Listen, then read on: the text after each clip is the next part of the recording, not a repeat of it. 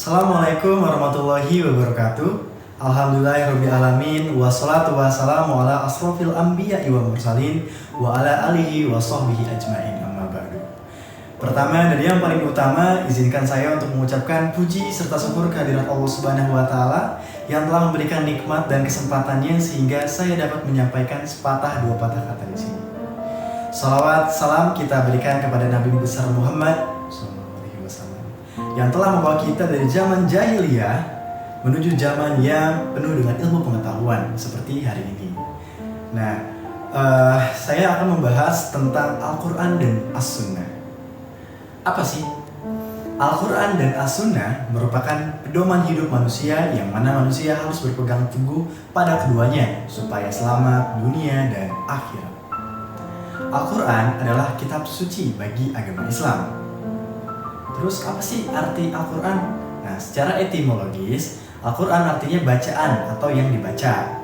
Jadi Al-Quran ini diturunkan kepada Nabi besar Muhammad SAW dari surat Al-Fatihah sampai akhir surah An-Nas. Nah, kemudian saya akan menjelaskan karakteristik Al-Quran. Yang pertama, lafaz dan maknanya datang dari Allah, disampaikan kepada Nabi Muhammad melalui malaikat Jibril dengan wahyu. Nabi tidak boleh mengubah baik itu kalimat, pengertiannya selain dari menyampaikan seperti apa yang diterimanya. Kemudian yang kedua, Al-Quran diturunkan dengan lafaz dan gaya bahasa Arab. Itu jelas tertera pada Quran surat Az-Zukhruf, surat ke-3 ayat 3. Artinya sesungguhnya kami menjadikan Al-Quran dalam bahasa Arab supaya kamu memahaminya. Kemudian yang ketiga, Al-Quran disampaikan dengan jalur tawatur yang membuat kepastian dalam kebenarannya. Nah, kemudian saya akan menjelaskan sejarah turunnya Al-Quran. Al-Quran adalah kitab suci yang membuat firman-firman wahyu Allah, yang mana disampaikan oleh malaikat Jibril kepada Nabi Muhammad sebagai Rasul Allah sedikit demi sedikit. Nah, berlangsungnya ini selama 22 tahun, 2 bulan, 22 hari. Jadi Al-Quran ini diturunkan di Mekah, tepatnya di Gua Hiro pada tahun 6 Masehi dan berakhir di Madinah pada tahun 633 Masehi. Wahyu ilahi yang diturunkan sebelum hijrah itu disebutnya Makkiyah, yang merupakan 19/30 dari Al-Quran. Surat Makkiyah ini ayatnya pendek-pendek dan gaya bahasanya singkat padat atau biasa disebut ijaz. Adapun ayat Al-Quran yang diturunkan sesudah hijrah disebut surat atau ayat Madaniyah yang merupakan 11/30 dari Al-Quran. Surat Makkiyah ini lebih panjang ya, Madaniyah itu lebih panjang, lebih jelas. Al-Quran ini mulai diturunkan kepada Nabi Muhammad pada malam Qadar pada tanggal 17 Ramadan. Pada waktu itu Nabi telah berusia 40 tahun, bertepatan dengan 6 Agustus 610 Masehi. Nah, ayat pertama yang diturunkan adalah Al-Alaq 1-5. Nah, yang permulaan turun mengajarkan bahwa Al-Quran ini menyuruh kita agar menuntut ilmu atau tentang pengetahuan gitu ya. Kemudian hikmah diturunkannya Al-Quran itu apa aja gitu ya. Kenapa secara berangsur-angsur gitu di Madinah? Yang pertama, agar lebih mudah dimengerti dan dilaksanakan gitu. Kemudian yang kedua, di antara ayat-ayat itu ada yang nasih dan ada mansukh sesuai dengan kemaslahatannya.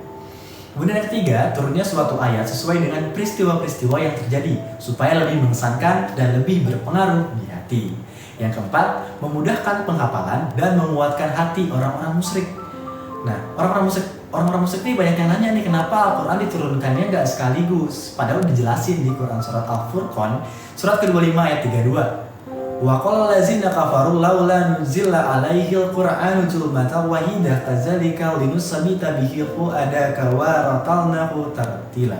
Artinya, berkatalah orang-orang kafir, mengapa Al-Quran itu tidak diturunkan kepadanya sekali turun saja? Nah, demikianlah supaya kami memperkuat hatimu dan kami membacanya secara tertil atau teratur dan benar. Nah, kemudian yang kelima, di antara ayat-ayat yang ada merupakan jawaban dari pertanyaan atau penolakan dari suatu perbuatan atau gagasan ya. Nah, sebagaimana itu sudah dijelasin sama Ibnu Abbas radhiyallahu anhu, yang mana terlaksana kalau Al-Quran itu diturunkan secara sekaligus. Kemudian isi kandungan Al-Quran itu apa aja sih? Yang pertama adalah tauhid ya. Itu doktrin tentang keesaan Allah. Kemudian yang kedua ada janji dan ancaman Allah, yang mana Allah akan menjanjikan kepada orang yang beriman yang mengikuti segala bentuk petunjuknya ia akan mendapatkan kebahagiaan dunia dan akhirat. Namun sebaliknya, apabila ada manusia yang melanggar perintah-perintah dan larangan-larangan dari Allah, maka akan mendapatkan kesengsaraan di dunia maupun di akhirat. Jadi seperti itu ya. Kemudian untuk ibadah, tujuan hidup manusia di dunia ini adalah untuk beribadah kepada Allah Subhanahu wa taala. Itu sudah tertera di Quran surat Az-Zariyat surat ke-51 ayat 56. Kemudian yang keempat adalah jalan untuk mencapai kebahagiaan. Karena setiap manusia ini pasti yang beriman ini bercita-cita untuk mendapatkan kebahagiaan, baik itu di dunia maupun di akhirat. Nah, itu tuh dijelasin di Al-Quran gimana caranya. Karena ada petunjuk-petunjuk yang harus ditempuh oleh manusia untuk mendapatkan ridho Allah gitu. Jadi kita selaku manusia harus mengikuti segala perintahnya. Kemudian yang kelima ini adalah cerita-cerita atau sejarah umat manusia sebelum Nabi. Kenapa sih harus ada itu? Nah, tujuannya adalah pertama, agar dijadikan pelajaran oleh umat Muhammad SAW. Bagaimana nasib orang yang taat kepada Allah dan bagaimana nasib orang yang tidak taat kepada Allah. Jadi supaya jadi gambaran gitu. Kemudian tadi kan kita udah membahas Al-Quran nih. Saya akan menjelaskan sunnah. Sunnah itu apa sih? Menurut Imam Subki dalam kitab Matan Jami al-Jawani, al-Sunnah adalah segala perkataan, perbuatan, dan ketetapan Nabi Muhammad SAW. Nah, kedudukan sunnah ini sebagai hujah. Adapun beberapa argumentasi tentang kedudukan sunnah sebagai hujah. Yang pertama, argumen tentang ini udah ada gitu di Al-Quran, yang udah banyak sekali ayat-ayat memerintahkan kita selaku kaum muslim untuk mentaati Rasul. Ya, salah satunya adalah Quran surat Al-Imran surat ketiga ayat ke-32 yang berbunyi Qul atiullaha war rasul fa in tawallu fa innallaha la yuhibbul kafirin. Artinya taatilah Allah dan Rasulnya, jika kamu berpaling maka sesungguhnya Allah tidak menyukai orang-orang kafir. Kemudian argumen yang kedua, ada beberapa hadis Rasul yang memerintahkan kepada kaum muslim untuk selalu berpegang teguh kepada sunnahnya. Salah satunya adalah hadis riwayat Imam Ahmad. Kemudian yang ketiga, argumennya yakni ijma para sahabat bahwa selama mereka tidak mendapatkan ketentuan hukum atau suatu kejadian di dalam Al-Quran, maka mereka meneliti hadis-hadis yang dihafal oleh sahabat dan tak seorang pun di antara mereka yang mengingkari sunnah Rasulullah. Lalu apa sih fungsi sunnah atau hadis itu? Yang pertama, menjelaskan hukum yang telah dinyatakan dalam Al-Quran. Jadi istilahnya itu hadis lebih merinci lagi atau lebih spesifik lagi atau menjelaskan pernyataan di dalam Al-Quran yang memang masih global. Kemudian yang kedua adalah memperkuat hukum yang telah dinyatakan oleh Al-Quran. Yang ketiga, menjelaskan sumber hukum yang mandiri atau independen.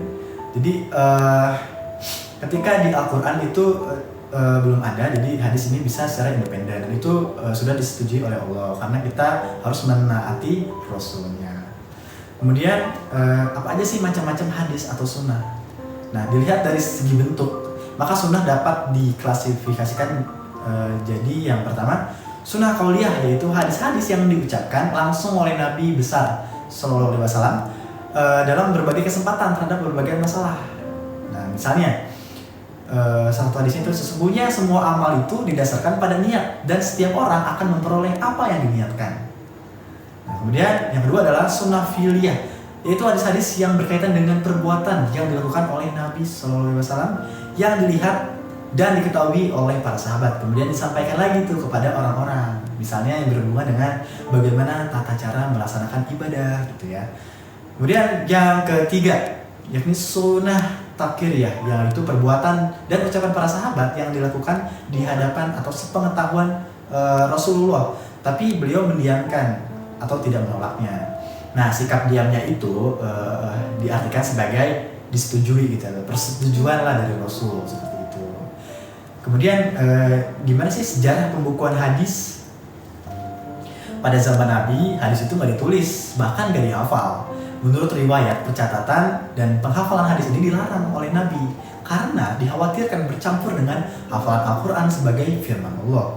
Dan menurut suatu riwayat, ketika Umar bin Khattab menjadi khalifah saat itu, beliau merencanakan untuk mencatat atau membukukan hadis, tetapi tidak diteruskan Karena rencana itu khawatir akan bercampur dengan Al-Quran tadi ya.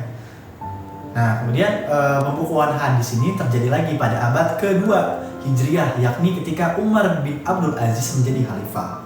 Beliau memerintahkan beberapa orang mengumpulkan hadis-hadis yang sudah diperoleh pada saat zaman sebelumnya. Ketika pada zaman 140 Hijriah, Malik bin Anas atau Imam Malik menyusun satu buku yang berisi hadis-hadis Nabi yang diberi nama dengan Al-Muwatta. Nah, pada abad ketiga Hijriah terjadi pembukuan hadis secara besar-besaran oleh Al-Bukhari, Al-Muslim, Abu Dawud, An-Nisa, At-Tirmizi, dan Ibnu Majah yang kita lihat banyak dipakai sekarang ini ya. Para sahabat sangat teliti dalam menerima suatu hadis. Dikatakan datang dari Nabi seperti Abu Bakar baru mau menerima suatu hadis apabila saksi yang menguatkan, dan Ali bin Abi Thalib baru mau menerima suatu hadis bila pembawa hadis telah disumpah. Nah, penerima hadis demikian katanya karena pada masa Nabi hadis memang tidak dicatat dan tidak pula dihafal hingga terkadang sulit mengetahui hadis. Seperti yang diriwayatkan bahwa Al-Bukhari mengumpulkan 600.000 hadis. Tetapi setelah beliau teliti kembali, ternyata yang dianggap benar dari Nabi hanyalah 3.000 hadis atau hanya 12% saja. Hadis, nah kemudian hadis yang dilihat dari segi kualitasnya itu apa aja? Yang pertama adalah hadis sahih. Hadis yang syaratnya bersambung ke Nabi Muhammad melalui rawi-rawi yang karakteristik moral baik atau adil ya, dan kapasitas intelektualnya yang mumpuni gitu, tanpa ada kejanggalan sama sekali. Kemudian yang kedua adalah hadis hasan. Hadis yang diriwayatkan oleh perawi yang adil, hafalannya kurang sempurna, sanadnya bersambung, tidak terdapat keganjilan atau syadz, dan tidak terdapat catat atau ilat. Nah, yang ketiga adalah hadis daif.